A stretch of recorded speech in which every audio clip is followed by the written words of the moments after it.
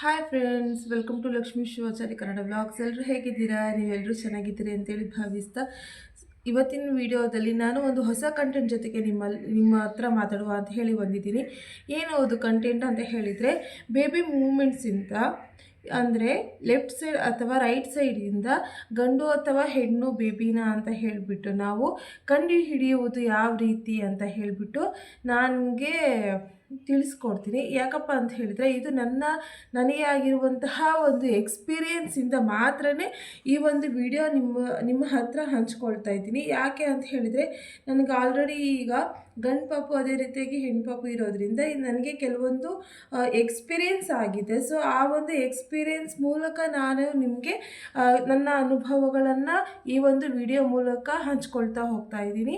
ಈ ಒಂದು ವಿಡಿಯೋ ನಿಮಗೇನಾದರೂ ಇಷ್ಟ ಆಯಿತು ಅಂತ ಹೇಳಿದರೆ ಪ್ಲೀಸ್ ನನ್ನ ಚಾನಲ್ಗೆ subscribe and like and share ಮಾಡಿ ಅಂತ ಕೇಳ್ಕೊಳ್ತಾ, ಇದೇ ರೀತಿಯಾದಂತಹ ಬೇರೆ ಹೊಸ ವಿಡಿಯೋಗಳು ಏನಾದರೂ ನನ್ನ ವಿಡಿಯೋಗಳು ನೀವು ನೋಡಬೇಕು ಅಂತ ಹೇಳಿದರೆ ಪ್ಲೀಸ್ ನನ್ನ ಚಾನಲ್ಗೆ ಸಬ್ಸ್ಕ್ರೈಬ್ ಮಾಡ್ಕೊಳ್ಳಿ. ಅದೇ ರೀತಿಯಾಗಿ ಆಲ್ ಅಂತ ಹೇಳಿ ನೋಟಿಫಿಕೇಷನ್ ನೀವು ಪ್ರೆಸ್ ಮಾಡಿದರೆ ನನ್ನ ಹೊಸ ವಿಡಿಯೋಗಳು ನಿಮ್ಮ ಒಂದು ಚಾನಲ್ಗೆ ಇಂಪ್ರೆಷನ್ ಕೊಡ್ತಾ ಹೋಗುತ್ತೆ.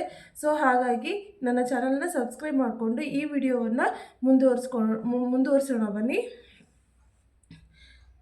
ಸೊ ನನಗೆ ಆಲ್ರೆಡಿ ಫಸ್ಟೇ ನಾನು ನಿಮಗೆ ಹೇಳಿದ್ದೀನಿ ಆಲ್ರೆಡಿ.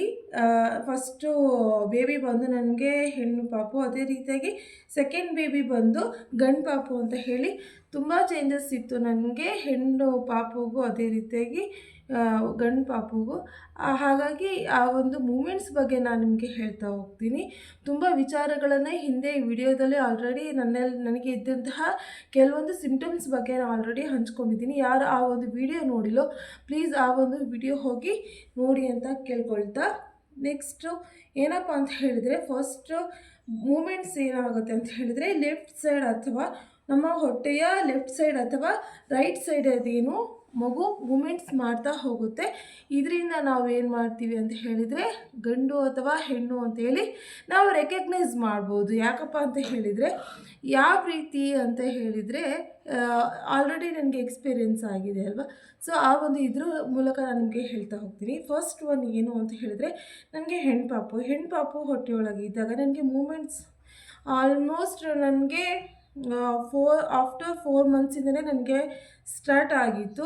ಅದು ಸ್ಟಾರ್ಟ್ ಆದಾಗಿಂದ ನನಗೆ ಹೆಚ್ಚಾಗಿ ಯಾವ ಕಡೆ ಮೂಮೆಂಟ್ಸ್ ಹೆಚ್ಚಾಗಿತ್ತು ಅಂತ ಹೇಳಿದರೆ, ನನ್ನ ಲೆಫ್ಟ್ ಸೈಡ್ ಜಾಸ್ತಿನೇ ಇತ್ತು. ತುಂಬಾ ಅಂತ ಹೇಳಿದರೆ ತುಂಬ ಜಾಸ್ತಿ ಲೆಫ್ಟ್ ಸೈಡ್ ಇತ್ತು. ಸೊ ಇದು ಹೆಣ್ಣು ಪಾಪುದು.